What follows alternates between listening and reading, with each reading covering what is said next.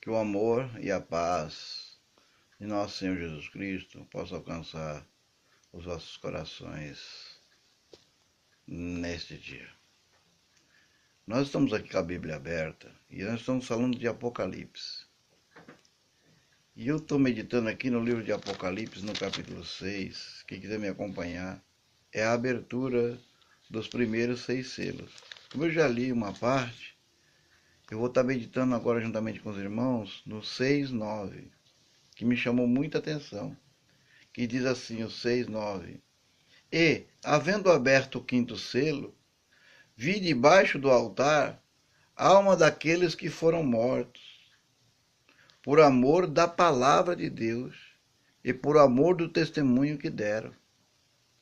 E eu fiquei pensando aqui algo, porque o altar era um altar de sacrifício, onde eram feitos os holocaustos a Yahvé, a Jeová, o nosso Deus. E esse altar, ele representa o altar de sacrifício, que estava situado ali no templo, onde os animais eles eram sacrificados para a expiação dos pecados. E em vez do sangue dos animais na base do altar, aqui João, ele viu as almas dos mártires que haviam morrido por ter pregado as boas novas, por ter pregado, aleluia, as boas novas de Cristo. E foi dito a esses mártires que outros ainda dariam suas vidas pela crença em Cristo.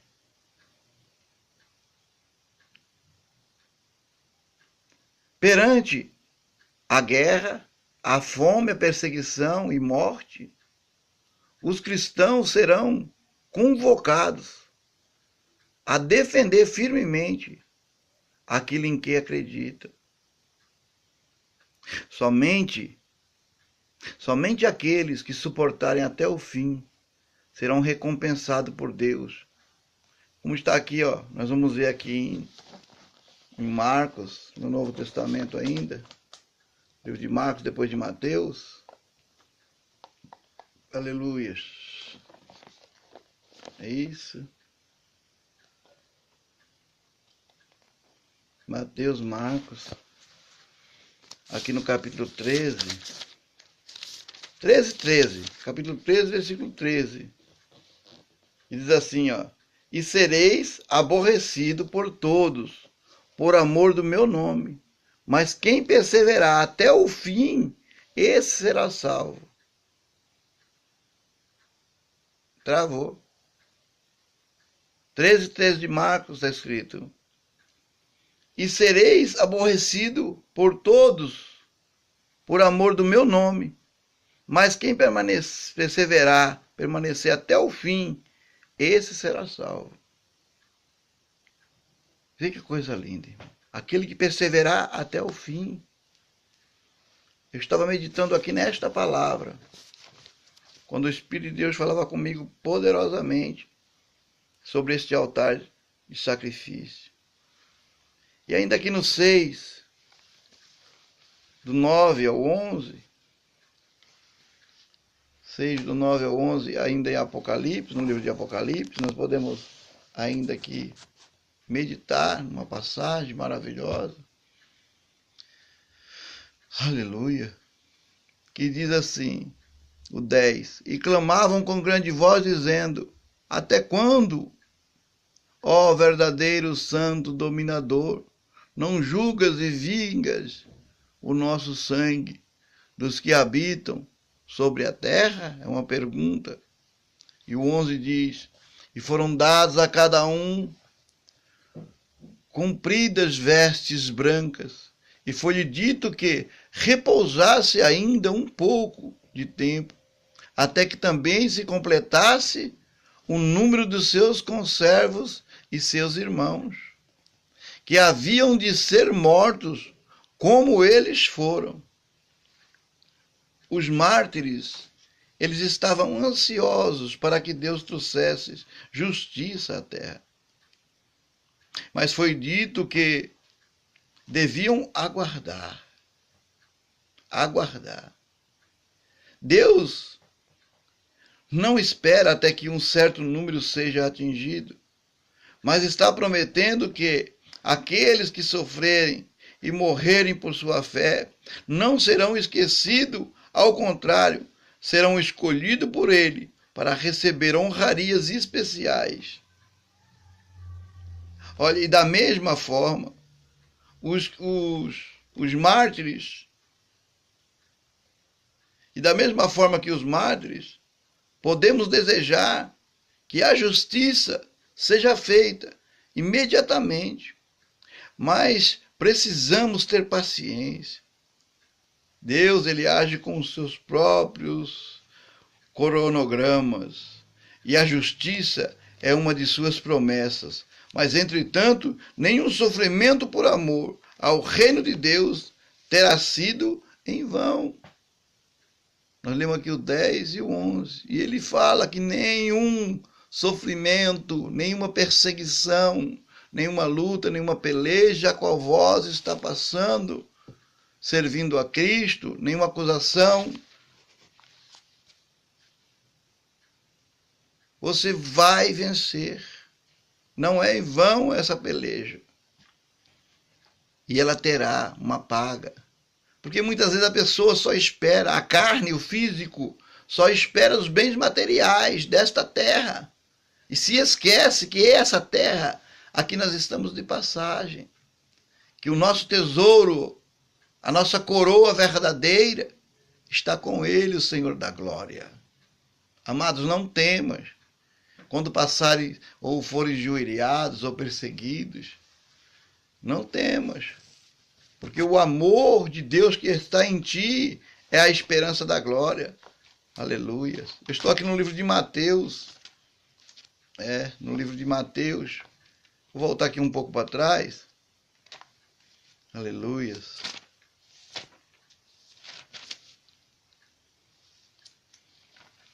Eu estou aqui no capítulo 6,